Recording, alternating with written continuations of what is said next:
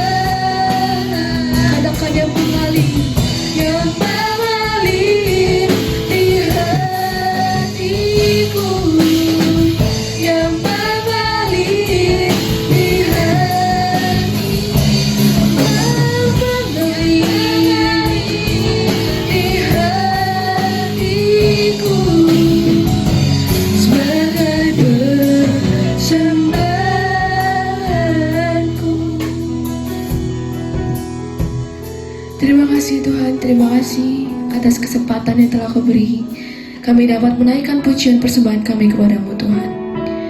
Bila mana sebentar kami akan mendengarkan sebagian dari firman-Mu, Kiranya Engkau urapi hamba-Mu yang akan memberitakan firman-Mu, dan urapi setiap kami, agar firman yang dapat disampaikan dapat terencana dalam setiap hidup kami, dan dapat menjadi berkat bagi banyak orang.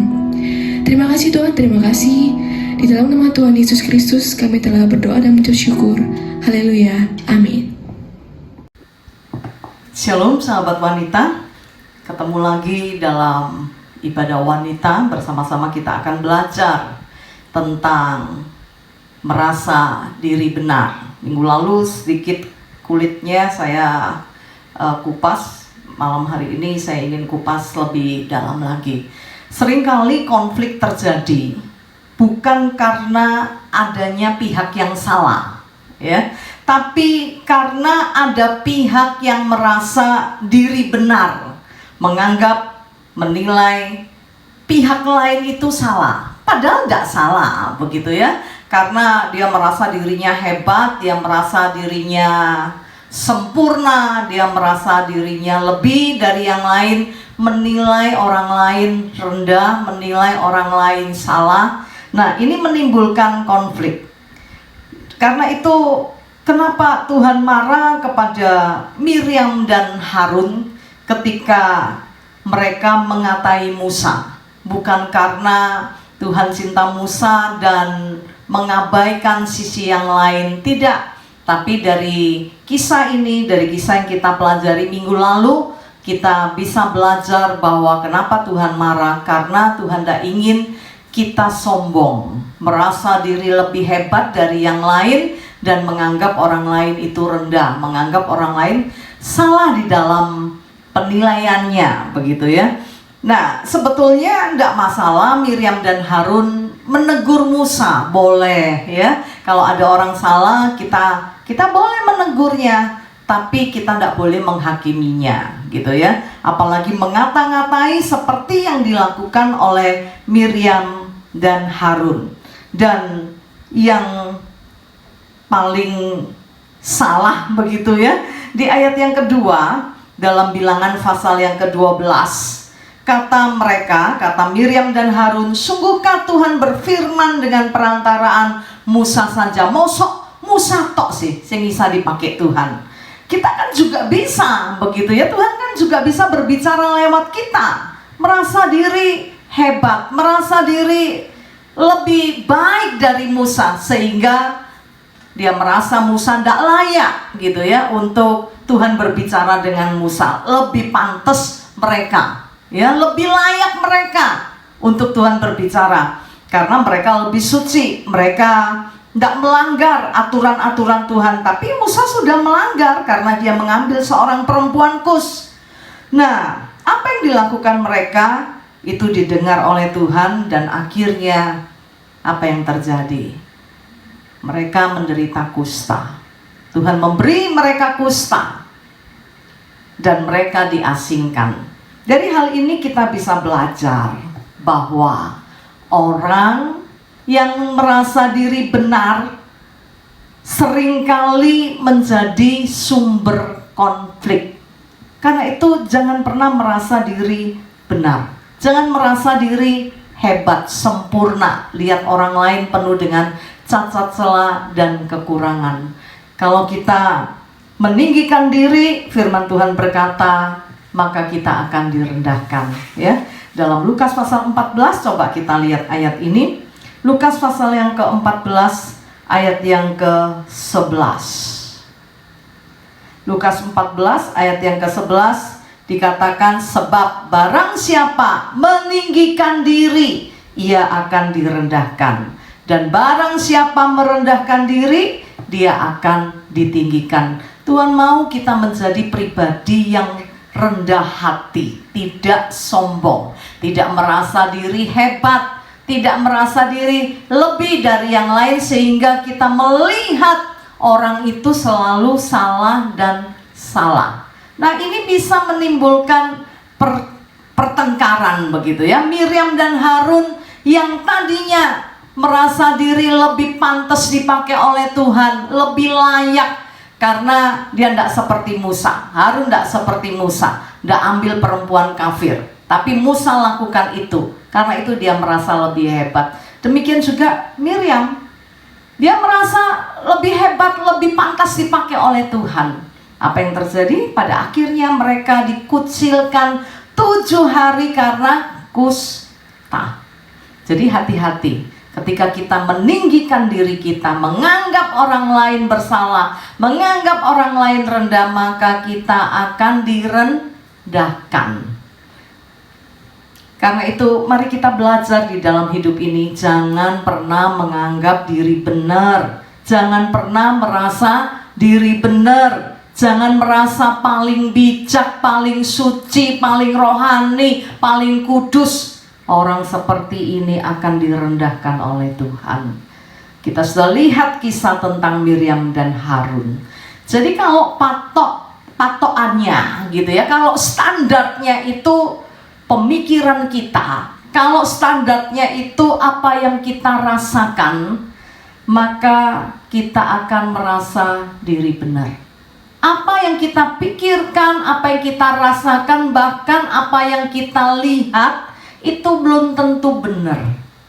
Karena itu tidak usah urusin orang lain, ya. Apalagi sampai merendahkan orang lain, menganggap orang lain salah. Orang tidak salah disalahkan, begitu ya. Ada orang seperti itu dan konflik terjadi. Padahal seharusnya tidak ada masalah apa-apa, tapi pola pikirnya, cara berpikirnya yang salah, yang membuat konflik itu akhirnya terjadi. Tidak ada masalah pun kalau orang disalah-salahin, ya tidak mau. Lama-lama bisa terjadi konflik. Nah, kita tidak boleh merasa diri benar dan menganggap orang lain salah. Amin. Katakan bersama-sama, tidak boleh anggap diri benar dan nilai orang lain salah. 1, 2, 3. Tidak boleh anggap diri benar dan nilai orang lain salah. Kita lihat kekurangan orang lain, kelemahan orang lain. Tidak ada kelemahan, tidak ada kekurangan, kita cari-cari. Lukas pasal yang ke-6. Coba kita lihat bersama-sama ayat ini. Lukas pasal yang ke-6 ayat yang ke-41. Lukas pasal 6 ayat yang ke-41 dikatakan, "Mengapakah engkau melihat selumbar di dalam mata saudaramu?" Pertanyaan ini kalimat pertanyaan. Mengapakah engkau melihat selumbar di dalam mata saudaramu? Pada dasarnya, naturnya orang itu mudah sekali melihat kelemahan orang lain. Kalau orang lain salah sedikit aja, maka kita lihat itu menjadi sesuatu yang besar. Tetapi sebaliknya, ayat selanjutnya dikatakan, "Sedangkan balok di dalam matamu sendiri tidak engkau ketahui." Kalau suruh lihat kesalahan orang pinter, padahal dia punya banyak kesalahan, punya banyak kelemahan, punya banyak kekurangan, tapi tidak rasa, selalu merasa benar, ya. Nah, pokoknya yang benar dia, yang lain yang salah. Seringkali konflik ini terjadi antara orang tua dengan anak, ya. Dilihatnya begini, nah tanpa kita mendengar anak kita hakimi dia, begitu ya. Nah, pulang sekolah terlambat sampai di rumah, pokoknya lewat dari jam, mama udah marah. Nggak ditanya dulu kenapa, ya. Nah, seringkali itu terjadi konflik antara saudara, begitu ya. Biasanya yang tua lebih menang, ya. Kalau bertengkar, ada sesuatu masalah begitu, selalu salahin adiknya, ya. Merasa diri lebih tua, begitu ya. Ini aku kakak, adik harus nurut, gitu ya. Awas kalau udah nurut. Nah, seringkali itu terjadi.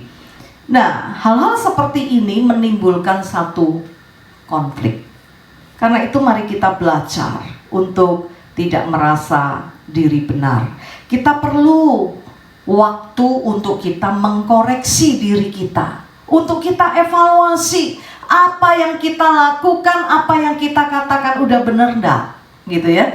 Karena itu dalam kitab Ratapan pasal yang ketiga, kita akan lihat sama-sama ayat ini. Ratapan pasal yang ketiga, ayat yang ke-40 dan 41. 40 dan 41 dikatakan, marilah kita menyelidiki dan memeriksa hidup kita. Kitab Ratapan ini mengajarkan kepada kita untuk kita ambil waktu mengkoreksi diri ini, ya. Menyelidiki, memeriksa hidup kita dan berpaling kepada Tuhan. Marilah kita mengangkat hati dan tangan kita kepada Allah di surga. Seringkali kita tidak pernah koreksi diri, tetapi kita selalu salahkan orang lain. Tadi saya katakan konflik terjadi antara orang tua dengan anak. Kenapa? Orang tua seringkali dia pakai perasaannya, dia pakai pikirannya. Oh, ini pasti main ini. Biasanya dia mesti main begitu, tanpa anak itu ditanya. Biasanya orang-orang yang punya otoritas di atas selalu merasa diri benar. Saya pernah alami itu ketika saya sekolah dulu, ya. Waktu SMA, pelajaran bahasa Inggris, ada ulangan begitu ya. Ketika terima hasil ulangan, saya lihat lagi, loh kok dapat jelek begitu ya. Saya periksa lagi. Ternyata ada beberapa yang salah koreksi. Saya datang kepada guru saya ngomong dengan sopan gitu ya, Bu, minta maaf. Apakah nomor ini, sekian nomor ini nggak salah koreksi ya? Kayaknya ini jawabannya benar begitu ya. Kok disalahkan? Benar kok disalahkan? Saya udah cocokin dengan teman-teman. Tapi apa yang terjadi? Guru saya bilang, pokoknya yang sudah saya koreksi yaitu, gitu ya. Waduh, dibegituin, saya nggak terima, saudara. Apa yang saya lakukan? Saya ambil ulangan itu. Saya nggak kembali ke bangku saya. Saya ke tempat sampah di depan kelas. Saya sobek ulangan itu, saya buang ke sampah. Ya, otomatis gurunya marah, ini anak kurang ajar banget, begitu ya. Tapi sebetulnya bukan karena kurang ajar. Kadang itulah yang terjadi ya, otoritas yang di atas merasa diri benar. Lemboyo dilihat lagi, kalau memang salah koreksi benar disalahin yo dikoreksi lah. Oh iya salah, minta maaf. Enggak, dia marah. Saya nggak mau tahu, pokoknya yang sudah saya koreksi ya itu, begitu. Nah, itu membuat saya nggak naik 1 tahun. Banyak kali itu terjadi. Anak dihakimi, saudara yang lebih muda dihakimi, karena kita merasa lebih tua, lebih hebat. Belum tentu ya, yang tua itu hebat. Tapi yang pasti, dikatakan di ayat yang ke-41, marilah kita mengangkat hati dan tangan kita kepada Allah di surga. Maksudnya apa? Mengangkat tangan itu tanda menyerah, merendahkan diri di hadapan Tuhan. Mengangkat hati kita, memberi hati kita kepada Tuhan. Maka kita akan menjadi orang yang bijaksana. Kita tidak buta dengan apa yang kita lihat dan kita dengar. Kita tidak akan mudah menghakimi orang lain, tetapi kita menghargai orang lain sehingga konflik itu tidak terjadi. Saya tahu ada banyak konflik yang bisa terjadi. Salah satunya penyebabnya adalah merasa diri benar. Itu menimbulkan satu konflik. Karena itu saya mengajak semua sahabat wanita, mari kita datang kepada Tuhan. Kita ambil waktu untuk memeriksa hidup ini. Kalaupun kita lebih tua, bukan berarti kita lebih benar. Kita lebih hebat dari anak-anak kita. Kalaupun kita pemimpin rohani, bukan berarti kita tidak punya salah. Bukan berarti orang lain lebih rendah dari kita. Kita tidak boleh merasa diri rohani, merasa dekat dengan Tuhan. merasa tahu firman Tuhan. Ada banyak konflik terjadi antar gereja, antar pendeta karena saling menyalahkan, merasa diri hebat. Beberapa waktu yang lalu saya baca status seseorang, oh yang fitnah, yang bilang ini sesat, itu orang yang gak mau belajar, itu orang yang begini-begini. Menurut saya dalam kondisi seperti ini bukan waktunya untuk saling menyalahkan. Semua orang punya pengertian sendiri, punya pendapat sendiri. Nggak usah rendahkan satu dengan yang lain. Amin. Saya paling gak suka lihat orang hakimi hamba Tuhan. Tetapi semua kita tidak ada yang luput dari kelemahan dan kesalahan. Kita punya plus dan minus. Ada sisi positif kita, tapi ada sisi negatif kita. Begitu juga dengan gereja-gereja Tuhan. Jangan pernah merasa diri gereja paling hebat, gereja paling benar. Tetapi kalau kita merendahkan diri di hadapan Tuhan, kita angkat hati dan tangan kita, saya percaya penghakiman tidak akan keluar dari mulut kita. Amin. Malam hari ini apa yang ingin saya sampaikan seperti minggu lalu, ya. Jangan merasa diri benar, jangan merasa diri hebat, jangan hakimi orang, jangan rendahkan orang. Ini menimbulkan konflik. Kalau kita bersikap seperti ini, maka kita akan menjadi sumber konflik. Bahasa lainnya troublemaker, ya, bikin masalah begitu. Apa enaknya kita bikin masalah, bikin damai sejahtera hilang, bikin hubungan rusak, biar kita hidup di dalam damai sejahtera Tuhan dan kita lihat kemuliaan Tuhan yang besar di dalam hidup ini. Kalaupun kita lihat anak kita lakukan sesuatu yang menurut kita, ya, menurut kita salah, kita pikir salah, doakan anak-anak kita. Kalaupun kita lihat sahabat kita, kok kayaknya tidak benar ya, kayaknya begitu ya. Kemarin minggu lalu saya sudah kasih contoh, apa yang kita lihat belum tentu seperti apa yang kita pikirkan. Minggu lalu saya kasih contoh dalam satu keluarga, suami mapnya ketinggalan, dia pulang. Ketika dia pulang di rumah, pembantu sedang membersihkan kamar. Lah, istri datang. Istri pikir suaminya lagi selingkuh dengan pembantu. Padahal ambil map. Suaminya jelasin, tapi dia nggak mau tahu. Orang yang merasa diri benar nggak pernah mau dengar omongan orang. Pokoknya dia yang paling benar. Nggak, pasti begini. Kita bukan hakim. Amin. Kalaupun kita lihat kekurangan kelemahan orang lain, mari angkat tangan dan hatimu, bawa kepada Tuhan supaya Tuhan ubahkan mereka. Apalagi itu keluarga kita, ya. Dalam keluarga, masalah yang besar harus dikecilkan, masalah yang kecil ditiadakan. Jangan sebaliknya, masalah kecil dibuat besar. Nah, ini akan membuat suasana rumah jadi tidak enak, damai sejahtera Allah hilang, berkat Tuhan tidak ada di dalam rumah kita. Karena itu saya mengajak sahabat wanita, ambil waktu untuk kita koreksi diri. Amin. Mari kita berdoa. Saya minta kunci C. Jiwaku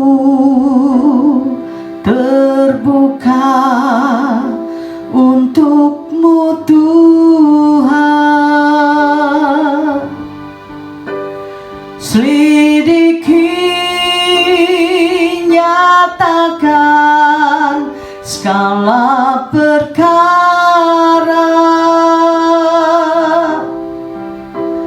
singkapkan semua yang terselubung,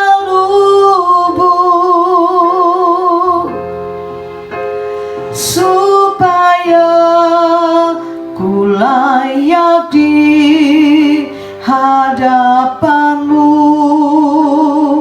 Tuhan. Saya Saya rasa tidak ada orang yang tidak pernah merasa diri benar. Mama-mama, banyak kali kita rasa diri paling benar. Kita tidak pernah mau dengar apa yang dikatakan oleh anak-anak. Pemimpin-pemimpin, banyak kali engkau tidak mau dengar apa yang dikatakan bawahanmu. Kau merasa diri mereka yang salah dan kita yang benar. Bahkan mudah sekali kita menghakimi mereka, mencari kesalahan mereka. Tapi malam hari ini ayo kita ambil waktu untuk kita periksa diri ini. Sebetulnya ada banyak kelemahan dan kekurangan kita yang seringkali kita sendiri nggak bisa melihat. Kita anggap itu biasa, cuman begini aja kok, nggak apa-apa. Banyak kali kita nggak mau tahu tentang kekurangan kita, tapi kekurangan orang kita pasang mata, kita besar-besarkan, kita pakaiin mikroskop, tapi kesalahan kita nggak bisa lihat. Mari kita jujur di hadapan Tuhan. Tidak ada yang tersembunyi bagi Tuhan. Amin. Dia melihat kita sampai kedalaman hati kita. Apa yang kita lakukan, apa yang kita katakan, Tuhan melihatnya. Karena itu, mari kita ambil waktu untuk koreksi. Kalau ada dosa, kesalahan, kelemahan, kekurangan, akui di hadapan Tuhan. Supaya Tuhan menyempurnakan kita, menjadikan kita berkat bagi banyak orang. Kalaupun kita dapati diri kita salah, orang tua jangan malu ya untuk minta maaf kepada anak. Carilah kedamaian, bukan permusuhan, supaya berkat Tuhan dicurahkan di dalam hidup kita. Sahabat, mungkin kau dengan sahabatmu seperti itu. Kau cari masalah untuk tutupin keadaan dirimu, supaya engkau kelihatan hebat, kelihatan rohani, kelihatan baik, dan kau jelekkan orang lain. Apa untungnya? Tetapi sebaliknya, Tuhan bisa marah dengan apa yang kau lakukan. Seperti apa yang dilakukan oleh Miriam dan Harun. Mereka mengata-ngatai Musa. Mereka merasa diri hebat, lebih hebat dari kakaknya, lebih hebat dari Musa, lebih hebat dari adiknya. Dan akhirnya ketika mereka meninggikan diri, Tuhan merendahkan mereka, dikucilkan 7 hari karena kusta.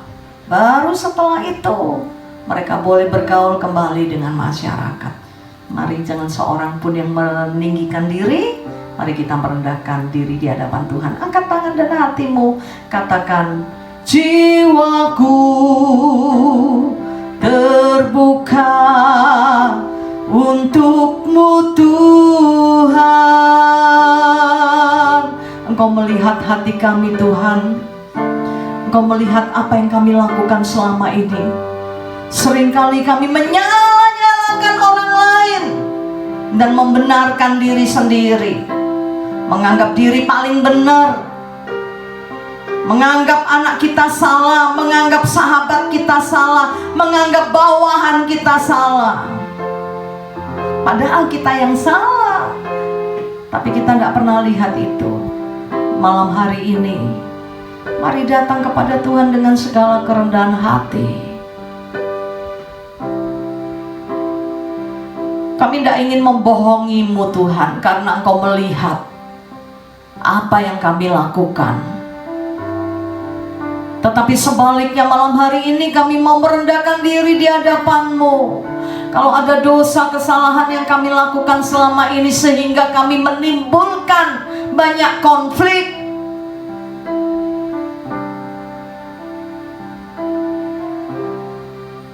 dan konflik yang terjadi sebetulnya bersumber dari hidup kami, Tuhan ampuni kami. Walaupun pada naturnya orang selalu melihat kelemahan orang lain, dan untuk kelemahannya sendiri orang tidak bisa lihat. Karena itu kami mau Roh Kudus-Mu memeriksa hati kami ini, dan kami jujur di hadapan-Mu, kami terbuka di hadapan-Mu, dan kami mohon ampun kalau ada dosa kesalahan yang kami buat.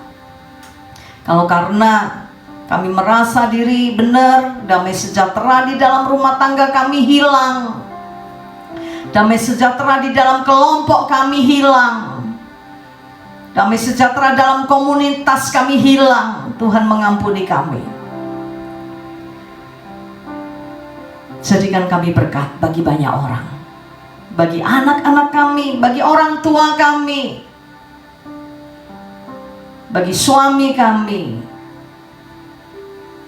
bagi komunitas kami. Biar dimanapun kami berada, kami menjadi berkat bagi banyak orang. Tuhan ditinggikan dan dimuliakan. Karena itu sebelum kami selesaikan ibadah kami malam hari ini, kami mengangkat tangan ke surga. Biar berkat terbaik dari Tuhan dicurahkan di dalam hidup kami. Haleluya. Kiranya Engkau memberkati aku berlimpah-limpah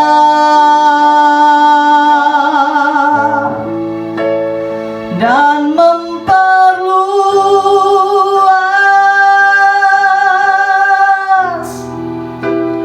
daerahku,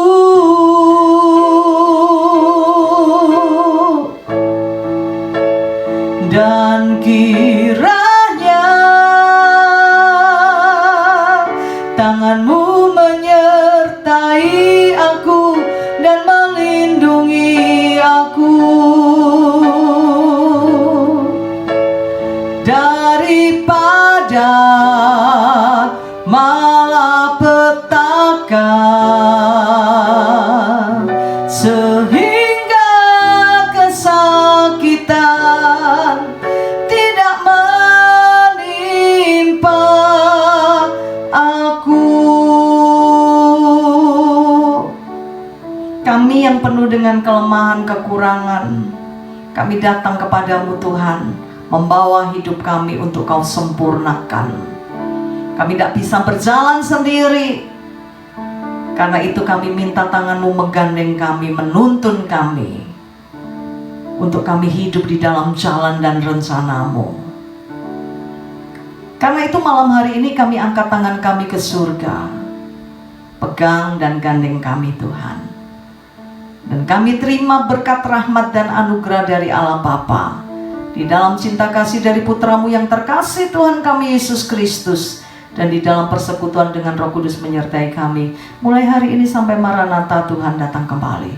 Yang percaya diberkati Tuhan bersama-sama katakan amin. Selamat menjadi berkat bagi keluarga kita, bagi anak, suami, cucu dan menantu kita. Tuhan memberkati. Bagi sahabat wanita yang membutuhkan doa dan konseling, bisa menghubungi Pastor Elizabeth Low di nomor WhatsApp 0812 310 11 000. Terima kasih, Tuhan Yesus memberkati.